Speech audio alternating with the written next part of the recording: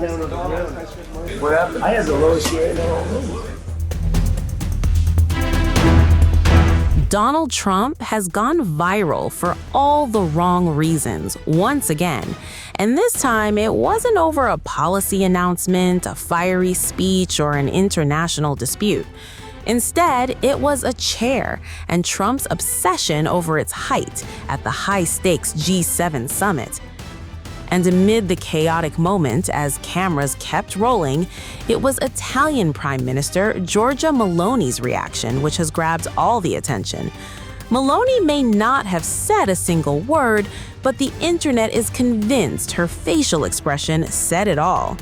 The clip has sparked thousands of comments, memes, and jokes, turning a routine diplomatic event into one of the summit's most talked about viral moments. The incident unfolded during a working lunch attended by G7 leaders and technology executives. As participants settled into their seats, U.S. President Donald Trump appeared unhappy with his chair, joking that he had been given the lowest chair in the room. What happened? I had the lowest share in the whole room. At one point, he remarked that he felt like he was down on the ground, drawing attention away from the agenda and toward the seating arrangement. Canadian Prime Minister Mark Carney quickly stepped in with a practical solution, offering to swap chairs with the U.S. president. The exchange lasted only moments, but it was enough to capture the attention of everyone in the room and millions more online. That's because cameras also caught Giorgia Meloni watching the interaction. In clips now going viral, the Italian leader appears to glance toward Trump before briefly changing her expression in a way that many viewers interpreted as an eye roll or an attempt to suppress laughter. Users flooded social media with captions suggesting Meloni looked amused by Trump's focus on chair height during a summit dealing with global security, economic challenges, and artificial intelligence. Some joked that her expression deserved its own diplomatic award. Others called it the LOL moment of the meeting. The chair episode is just the latest in a string of headline-making moments involving Trump and Meloni at this year's G7 gathering. Just a day before, the Italian PM's nonchalant shrug to Trump's UFC talk with world leaders grabbed attention. The event and what it is.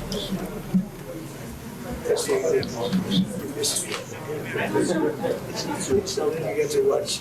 I did that last fight. The last two fights. Two guys that couldn't be beaten. He's a great guy. Loves you guys. He's a great guy. Without him.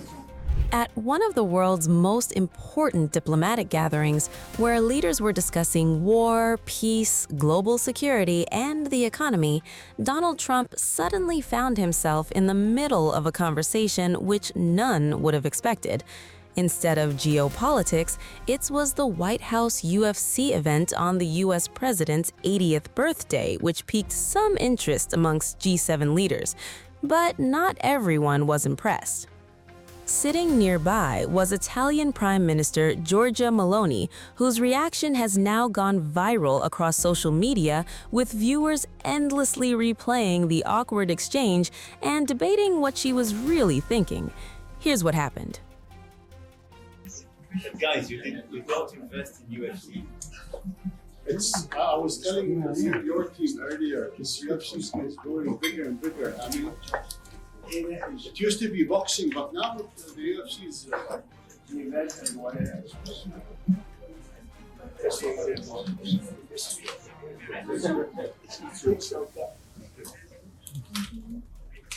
Leyen is amazing. Mr. President Leyen is amazing. He's a great guy. Loves you guys. He's a great guy. Without him, everybody's replaceable.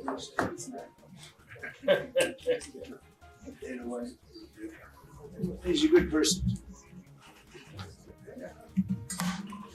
I'm glad you get to watch I did that last fight.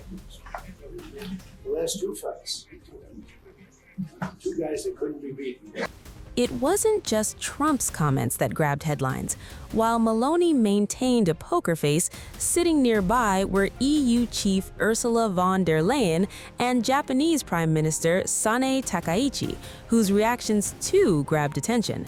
Viewers quickly zeroed in on all the ladies' facial expressions and body language during the exchange. Within hours, clips spread across social media platforms, with users posting captions, memes, and humorous interpretations of the three leaders' reactions. Trump's enthusiastic discussion of the White House UFC fight came amid FBI's claims of disrupting an alleged explosive drone plot targeting the event.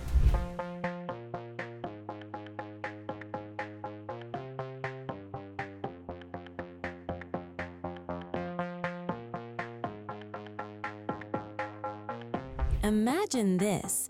More than 4,000 people gather on the White House grounds for a historic UFC spectacle. U.S. President Donald Trump is celebrating his 80th birthday.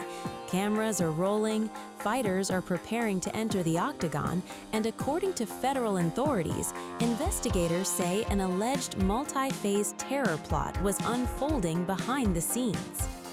But here's the twist no one saw coming. When asked about it during the G7 summit, Trump appeared completely unaware that investigators had announced they had foiled an alleged attack. So, President, were you briefed on the attack plans for the UFC event at the White House? The FBI thwarted an attack. I haven't heard about it, no. But I watched, the attack that I watched were the fighters. And he saw it too, by the way. He was sitting back home in his beautiful palace and he was watching it. And they were as good a fights as I've ever seen, right? The best fight. The best. They were. That last fight was brutal. And the two last, all of the fights were The good. two fights.